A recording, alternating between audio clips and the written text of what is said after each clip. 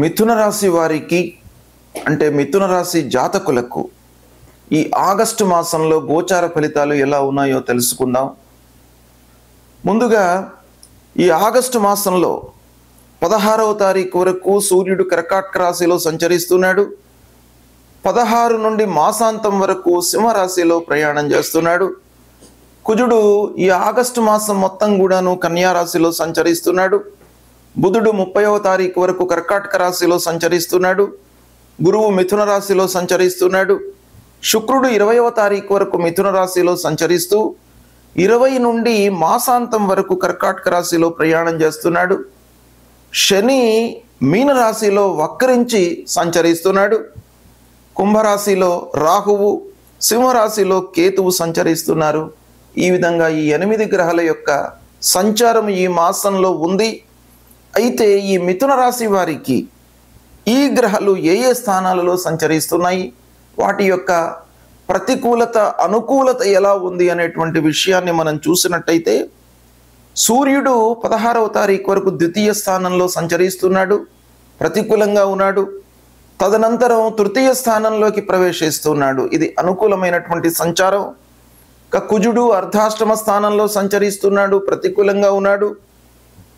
బుధుడు ద్వితీయ స్థానంలో ధనస్థానంలో అనుకూలంగా ఉన్నాడు. గురువు జన్మస్థానంలో సంచరిస్తున్నాడు, ప్రతికూలంగా ఉన్నాడు. శుక్రుడు ద్వితీయ స్థానంలో అనుకూలంగా ఉన్నాడు. శనీశ్వరుడు దశమ స్థానంలో సంచరిస్తున్నాడు, ప్రతికూలంగా ఉన్నాడు. రాహువు 9వ స్థానంలో ప్రతికూలంగా ఉన్నాడు. కేతువు 3వ స్థానంలో అనుకూలంగా ఉన్నాడు. ఈ విధంగా గ్రహస్థితి తద్వారా ఈ స్థానాలలో సంచరిస్తున్నారు. ముఖ్యంగా బుధుడు, శుక్రుడు, కేతువు యొక్క సంచారం అనుకూలంగా ఉంది. సూర్య భగవానుడు 16వ తారీఖు తర్వాత అనుకూలంగా ఉన్నాడు. ఈ విధంగా ఒక సామాన్యమైనటువంటి ఫలితాలు గోచరిస్తున్నాయి మిథున రాశి వారికి. ప్రత్యేకంగా ఈ మాసం అన్ని గ్రహాలను క్రోడీకరించి సమిష్టిగా మనం చూసినట్టయితే ఓవరాల్గా సామాన్యమైనటువంటి ఫలితాలు ఎక్కువగా ఉన్నాయి. యావరేజ్ రిజల్ట్స్ ఉన్నాయి ఈ మాసంలో. అయితే కుటుంబ వాతావరణము సంతృప్తికరంగా ఉంటుంది. కుటుంబంలో పిల్లలు, కుటుంబ పెద్దలు, భార్య అందరితో కూడాను మీరు సుహృద్భావ వాతావరణంలో గడుపుతారు, సంతోషంగా ఉంటారు. ఆనందమయమైనటువంటి ఈ నెల మీకు సంతృప్తిని ఇస్తుంది. ఇక సంగీత కళాకారులకు, సాహిత్యవేత్తలకు, సాఫ్ట్వేర్ రంగంలో ఉన్నటువంటి వారికి, బ్యాంకింగ్ సెక్టర్లో పనిచేస్తున్నటువంటి వారికి ఈ మాసం కొంత అనుకూలంగానే ఉంటుంది. ఇక పూర్వము ఇన్వెస్ట్మెంట్ చేసినటువంటి వాటికి ఈ మాసంలో మీరు ఫలితాలను పొందేటువంటి అవకాశాలు ఉన్నాయి. ముఖ్యంగా భూములపై ఇన్వెస్ట్మెంట్ చేసినటువంటి వాళ్ళు, స్టాక్ మార్కెట్లో పెట్టుబడులు పెట్టినటువంటి వాళ్ళు, గోల్డ్పై పెట్టుబడి పెట్టినటువంటి వాళ్ళు, వీళ్ళందరికీ కూడాను ఈ మాసంలో కొంత అనుకూలమైనటువంటి రాబడి కనబడుతుంది. ఇక ఖర్చులను నియంత్రించుకుంటూ ముందుకు వెళ్తారు. ఇది తప్పకుండా ఈ మాసంలో అవసరం. శనీశ్వరుడు దశమంలో సంచరిస్తున్నాడు, వక్రించి సంచరిస్తున్నాడు గనక 9వ స్థానంలో సంచరించేటువంటి ఫలితాలను కూడా కొంత మీకు ఇచ్చే అవకాశాలు ఉన్నాయి. ఆ 2 స్థానాలను కూడాను మనము కలిపి చూసినట్టయితే దశమ భాగ్య స్థానాలలో శనీశ్వరుడి యొక్క సంచారము ప్రతికూలంగానే ఉంటుంది. కాబట్టి తప్పకుండా మీరు ఖర్చులను నియంత్రించుకోవాలి. లేనట్టయితే రుణభారం పెరిగేటువంటి అవకాశాలు ఉన్నాయి. అవసరానికి అప్పు చేయవలసినటువంటి పరిస్థితి ఏర్పడుతుంది. కనుక కొంత జాగ్రత్తగా మీరు ఖర్చు పెట్టాలి. ఇక కొత్త వ్యాపారంపై మనస్సు నిలుపుతారు. కొత్త వ్యాపారం చేపట్టాలి అనేటువంటి ఒక ఉత్సుకత మీ లోపల ఉద్భవించేటువంటి అవకాశాలు ఈ మాసంలో బాగా కనబడుతున్నాయి.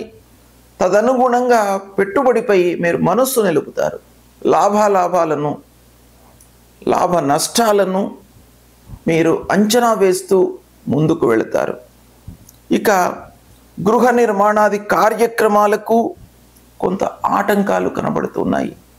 అంటే శుభకార్యాలు మీరు చేపడతారు, కానీ అనుకోని ఆటంకాల మూలకంగా మధ్యన నిలిచిపోవడం కానీ లేదా ఆలస్యం ఏర్పడడం కానీ ఇలాంటివి ఎదురయ్యే అవకాశాలు బాగా ఉన్నాయి. కనుక మీరు ప్రణాళికాయుతంగా ప్లానింగ్తో ముందుకు వెళ్ళినట్టయితే కొన్నిటిని మీరు అధిగమించడానికి అవకాశాలు బాగా కనబడుతున్నాయి. ఇక ప్రారంభించినటువంటి పనులకు ఆర్థికపరమైనటువంటి ఇబ్బందులు, రాజకీయపరమైనటువంటి అడ్డంకులు ఎదురయ్యే అవకాశాలు ఉన్నాయి. అంటే ప్రారంభించినటువంటి పనులకు సకాలంలో మీకు డబ్బు అందకపోవడం మూలకంగా లేదా కార్యక్రమాలు మీరు చేపట్టినప్పుడు వాటికి సంబంధించినటువంటి డాక్యుమెంటేషన్ కానివ్వండి, ఆఫీసు పరమైనటువంటి ఒక మీకు అందకపోవడం మూలకంగా కొంత ఆలస్యం సంభవించేటువంటి అవకాశం కనబడుతుంది. ఇక సమాజంలో ఉన్న పెద్దలను కలుసుకుంటారు. ఇది కొంతవరకు మీకు సంతృప్తినిచ్చేటువంటి అంశం. మంచి స్థాయిలో ఉన్నటువంటి వారు, మంచి ఆదాయంలో ఉన్నటువంటి వారు, సమాజంలో పేరు ప్రఖ్యాతులతో ఉన్నటువంటి వాళ్లతో మీరు ఈ మాసం కలిసేటువంటి అవకాశాలు ఉన్నాయి. అయితే వారి మూలకంగా కొన్ని పనులు నెరవేరుతాయి, కొన్ని పనులలో ఆటంకాలు, ఆర్థిక సమస్యలు ఉండే అవకాశాలు కూడాను ఒక పక్కన కనబడుతున్నాయి. 3-4 వారాలు ముఖ్యంగా మీకు ఈ మాసంలో అనుకూలమైనటువంటి రోజులు. రాజకీయ, కోర్టు, ప్రభుత్వ పనులు మీకు ఈ 3-4 వారాలలో బాగా కలిసి వస్తాయి. పిల్లల విషయంలో మంచి నిర్ణయాలు తీసుకుంటారు. వారికి ఒక ఉన్నతమైనటువంటి మార్గదర్శన చేస్తారు. మంచి స్థాయిలో నిలపడానికి కావలసినటువంటి సదుపాయాలను మీరు ఏర్పాటు చేస్తారు. ఇక వివాహాది శుభకార్యాల ప్రయత్నాలు కొనసాగుతాయి.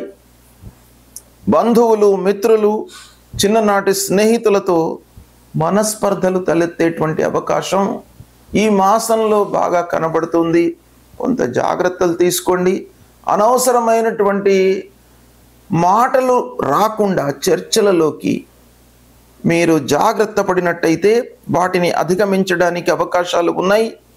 ఇక ప్రారంభించినటువంటి పనుల విషయంలో కొంత జాగ్రత్త పడాలి. గురువు, శని ముఖ్యమైనటువంటి గ్రహాల యొక్క ప్రతికూలం మూలకంగా అనుకోని ఆలస్యము, ఆటంకాలు సంభవించేటువంటి అవకాశాలు ప్రస్ఫుటంగా కనబడుతున్నాయి. కాబట్టి మీరు ప్లానింగ్తో ముందుకు వెళ్ళాలి.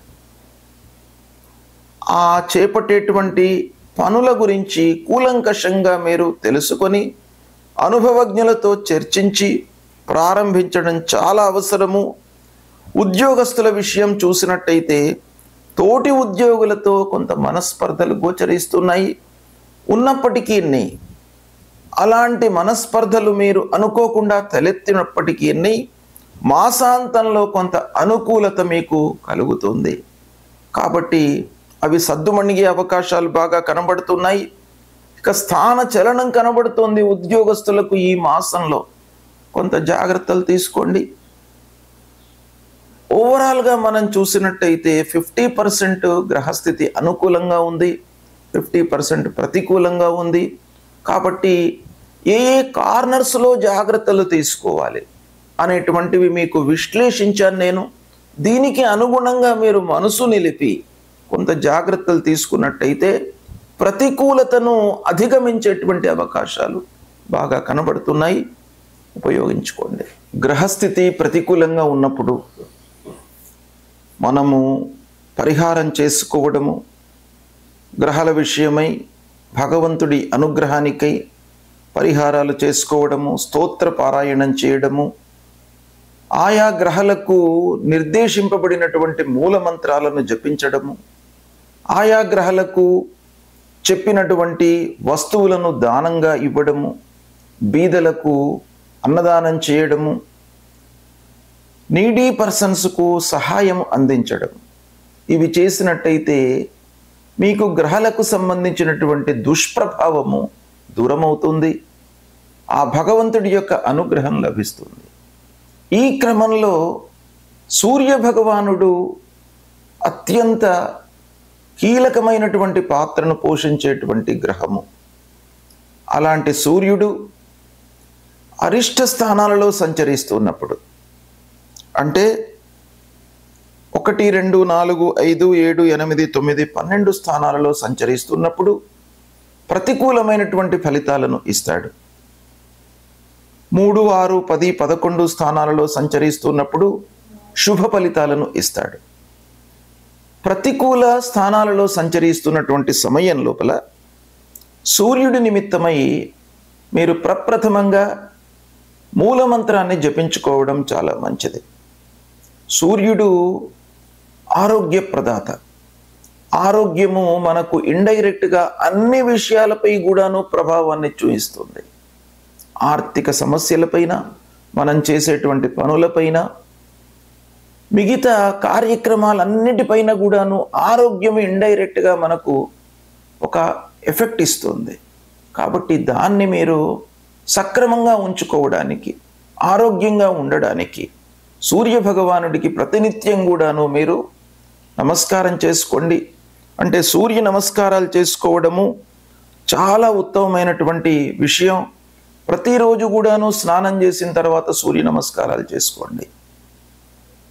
తదనంతరం మూలమంత్రాన్ని జపించండి.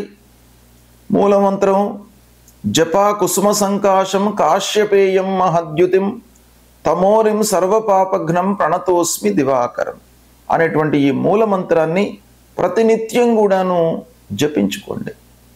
ఈ జపం మూలకంగా మీ లోపల భక్తి భావన పెరుగుతుంది. కార్యక్రమాలపై, మీరు చేసేటువంటి పనులపై శ్రద్ధ ఏర్పడుతుంది, అంటే ఇంట్రెస్ట్ ఏర్పడుతుంది. ఫస్ట్ మీరు ఇంట్రెస్ట్గా ఉన్నట్టయితే ఆ పనిని మీరు సక్రమంగా చేయగలుగుతారు. తద్వారా మీరు ఫలితాన్ని పొందగలుగుతారు. అంతేకాకుండా శివాభిషేకం చేయండి.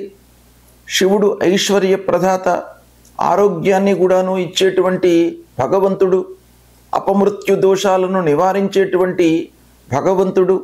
కాబట్టి శివుణ్ణి మీరు అభిషేకించండి. ఇక గోధుమలు దానంగా ఇవ్వండి. సూర్యుడికి ప్రీతికరమైనటువంటి ధాన్యం గోధుమలు. కాబట్టి గోధుమలు దానంగా ఇచ్చినట్టయితే ఆ సూర్య భగవానుడి యొక్క అనుగ్రహం లభిస్తుంది. ఇక జాతి రత్నాలలో సూర్య భగవానుడికి చెప్పినటువంటిది మాణిక్యం. ఈ మాణిక్యాన్ని ధరించండి. ఇవి చేసినట్టయితే మీకు సూర్యుడి యొక్క అనుకూలత కలుగుతుంది. సూర్యుడి యొక్క అనుగ్రహం మీకు కలిగినట్టయితే ఆరోగ్య విషయం లోపల మీరు ఇబ్బంది పడకుండా ఉంటారు. ఇక సూర్యుడి తర్వాత మీ గ్రహస్థితి పైన, అంటే మీ ఫలితాలపైన, మాసవారీ ఫలితాలు కానివ్వండి, సంవత్సర ఫలితాలు కానివ్వండి, మొత్తం జాతక ఫలితాలపై కూడాను ప్రభావాన్ని చూయించేటువంటి గ్రహము అంగారకుడు, కుజ భగవానుడు. ఈ కుజుడు కూడాను 3, 6, 10, 11 స్థానాలలో సంచరిస్తున్నప్పుడు గోచార రీత్యా శుభ ఫలితాలను ఇస్తాడు. 1, 2, 4, 5, 7, 8, 9, 12 స్థానాలలో సంచరిస్తున్నప్పుడు ప్రతికూలమైనటువంటి ఫలితాలను ఇస్తాడు. కనుక ఈ అంగారకుణ్ణి ప్రీతి చేసుకోవడానికి, అంగారకుడి మూలకంగా, కుజుడి మూలకంగా కలిగేటువంటి దుష్ప్రభావం నుండి దూరం కావడానికి ప్రథమంగా కందులు దానం ఇవ్వండి. ఎర్రటి వస్త్రంలో కందులు 1 కేజీ పావు మూటగట్టి ఎవరికైనా కూడాను దానం ఇవ్వండి. బీదలకు ఇచ్చినా పర్వాలేదు, దేవాలయంలో అర్చకుడికి ఇచ్చినా కూడాను పర్వాలేదు. మీరు దానము ఇవ్వడం అనేటువంటిది చాలా ముఖ్యమైనటువంటి కర్తవ్యం.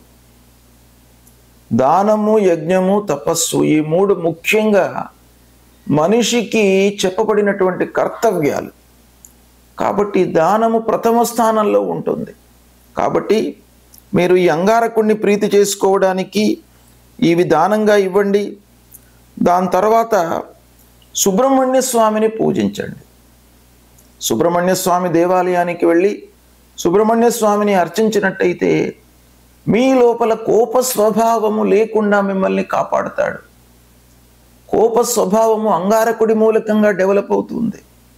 ఆ కోప స్వభావంలో మనిషి వివేకాన్ని కోల్పోతాడు, అంటే ఆలోచన తత్వాన్ని కోల్పోతాడు. తద్వారా మనం ఏమి చేస్తున్నామో మనకు స్పృహలో ఉండదు. కాబట్టి అలాంటి దుష్ప్రభావము కలగకుండా ఉండడానికి సుబ్రహ్మణ్య స్వామి మిమ్మల్ని కాపాడుతాడు. కనుక సుబ్రహ్మణ్య స్వామిని పూజించండి. మహాలక్ష్మి, మహాకాళి, మహాసరస్వతి రూపంలో ఉన్నటువంటి దుర్గామాతను కూడాను పూజించండి. ఇలా చేసినట్టయితే అంగారకుడి యొక్క దుష్ప్రభావం నుండి మీరు దూరం అవుతారు. తర్వాత మీకు శుభ ఫలితాలను ఇచ్చేటువంటి గ్రహము గురుగ్రహము. ఈ గురువు కూడాను మీకు ప్రతికూలంగా సంచరిస్తున్నప్పుడు ప్రతికూల ఫలితాలే కాకుండా మీకు మంచి జరగడం అనేటువంటిది అడ్డుకుంటాడు గురువు యొక్క సంచారం. కనుక గురు ప్రీత్యర్థమై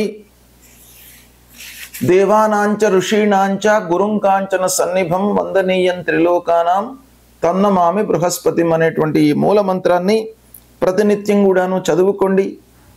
2, 5, 7, 9, 11 స్థానాలలో సంచరిస్తున్నప్పుడు గోచార రీత్యా మీకు బృహస్పతి గురుగ్రహము శుభ ఫలితాలను ఇస్తాడు. మిగతా స్థానాలలో సంచరిస్తున్నప్పుడు ప్రతికూల ఫలితాలను ఇస్తాడు. గురు ప్రీత్యర్థమై మీరు శనిగలు దానంగా ఇవ్వండి. పసుపు పచ్చ వస్త్రంలో శనిగలను మూటకట్టి అర్చకుడికి కానివ్వండి, బీదలకు కానివ్వండి, దానంగా ఇవ్వండి. దక్షిణామూర్తిని పూజించండి. దక్షిణామూర్తి గురువు కాబట్టి దత్తాత్రేయ స్వామి, దక్షిణామూర్తి గురువులను, సద్గురువులను పూజించడం మూలకంగా గురువు భగవానుడి యొక్క అనుగ్రహం లభిస్తుంది. తల్లిదండ్రులు కూడాను ప్రథమ గురువులు కాబట్టి తల్లిదండ్రులకు సేవ చేయండి. తద్వారా గురువు యొక్క అనుకూలత కలుగుతుంది. ఇక శనేశ్వరుడు, శని ప్రధానమైనటువంటి గ్రహం. 2.5 సంవత్సరాలు ఉంటాడు ఒక రాశిలో. దుష్ట స్థానంలో ఉన్నప్పుడు శని యొక్క ప్రభావం చాలా ఉంటుంది. కాబట్టి 1, 2, 4, 5, 7, 8, 9, 10, 12 స్థానాలలో సంచరిస్తున్నప్పుడు శని దుష్ప్రభావాన్ని ఇస్తాడు. గనక శని ప్రీత్యర్థమై మూలమంత్రాన్ని ప్రతినిత్యం కూడాను జపించుకోండి. నీలాంజన సమాభాసం రవిపుత్రం యమాగ్రజం ఛాయామార్తాండ సంభూతం తన్నమామి శనైశ్చరం. తర్వాత శని ప్రీత్యర్థమై నువ్వుల నూనె, నల్లటి వస్త్రము, ఒక ఇనుప ముక్క ఇవి దానంగా ఇవ్వండి. అంతేకాకుండా శివుణ్ణి అభిషేకన చేయండి. శివాభిషేకం మూలకంగా మీకు శనైశ్వరుడి యొక్క దుష్ప్రభావం తగ్గుతుంది. ఒక బిల్వదళం సమర్పించి ఆ అపమృత్యు దోషము పంచముఖ మహామృత్యుంజయుణ్ణి మీరు అభిషేకించినట్టయితే పంచామృతాలతో అభిషేచన కానివ్వండి, లేదా కేవలము నీళ్లు పోసి, అంటే నీళ్లలోనే సమస్తము ఉంటుంది అనేటువంటిది మనకు వేదం చెప్తుంది. కాబట్టి ఆ నీటికి అత్యంత ప్రాధాన్యత ఉంది. ఆ నీటితో మీరు శివుణ్ణి అభిషేచన చేసి ఒక బిల్వదళము సమర్పించి నమస్కారం చేసుకున్నట్టయితే శని మూలకంగా కలిగేటువంటి దుష్ప్రభావము దూరమవుతుంది. శని స్తోత్రాన్ని పఠించండి. ఇలా చేసినట్టయితే శని యొక్క దుష్ప్రభావము తగ్గుతుంది. ఇక రాహువు అత్యంత ప్రధానమైనటువంటి దుష్టగ్రహ. అంటే మీ లోపల ఒక భ్రాంతిని, భయాన్ని కలిగించేటువంటి గ్రహము. అలాంటి గ్రహము 1, 2, 4, 5, 7, 9, 10, 12 స్థానాల్లో సంచరిస్తున్నప్పుడు మీకు దుష్ప్రభావాన్ని కలిగిస్తాడు. కనుక పరిహారం కొరకై అర్ధకాయం మహావీర్యం చంద్రాదిత్య విమర్దనం సింహికా గర్భ సంభూతం తం రాహుం ప్రణమామ్యహం అనేటువంటి మూలమంత్రాన్ని చదువుకోండి. దుర్గామాతను పూజించండి. మినుములను దానంగా ఇవ్వండి. గోమేధికాన్ని ధరించండి. ఇవి ధరించడం మూలకంగా రాహు ప్రీతి చెంది మీకు శుభ ఫలితాలను అంటే దుష్ప్రభావమును తగ్గిస్తాడు ఈ పరిహారాల మూలకంగా. ఇక కేతువు 1, 2, 4, 5, 7, 9, 10, 12 స్థానాల్లో సంచరిస్తున్నప్పుడు ప్రతికూలమైనటువంటి ఫలితాలను ఇస్తాడు. ఫలాశ పుష్ప సంకాశం తారక గ్రహమస్తకం రౌద్రం రుద్రాత్మకం ఘోరం తం కేతుం ప్రణమామ్యకం అనేటువంటి మూలమంత్రాన్ని చదువుకోండి. గణపతిని పూజించండి. ఉండ్రాళ్ళు నివేదనగా సమర్పించండి. గణపతికి ఉలవలు దానంగా ఇవ్వండి. వైడూర్యాన్ని ధరించండి. ఈ విధంగా చేసినట్టయితే కేతువు ప్రీతి చెందుతాడు. కేతువు మూలకంగా కలిగేటువంటి దుష్ప్రభావము తగ్గుతుంది. అనుకూల ఫలితాలు పెరుగుతాయి. ఈ విధంగా ఈ పరిహారాలను మీరు చేసినట్టయితే గ్రహాలు ఏ విధంగా ఉన్నప్పటికీ భగవంతుడి యొక్క అనుగ్రహం మీకు లభిస్తుంది. చేసే కర్తవ్యం పైన మీరు మనస్సు నిలిపి ఫలితాన్ని భగవంతుడి పైన మీరు పెట్టినట్టయితే తప్పకుండా మీకు ఆ భగవంతుడి యొక్క అనుగ్రహము లభిస్తుంది. శుభం.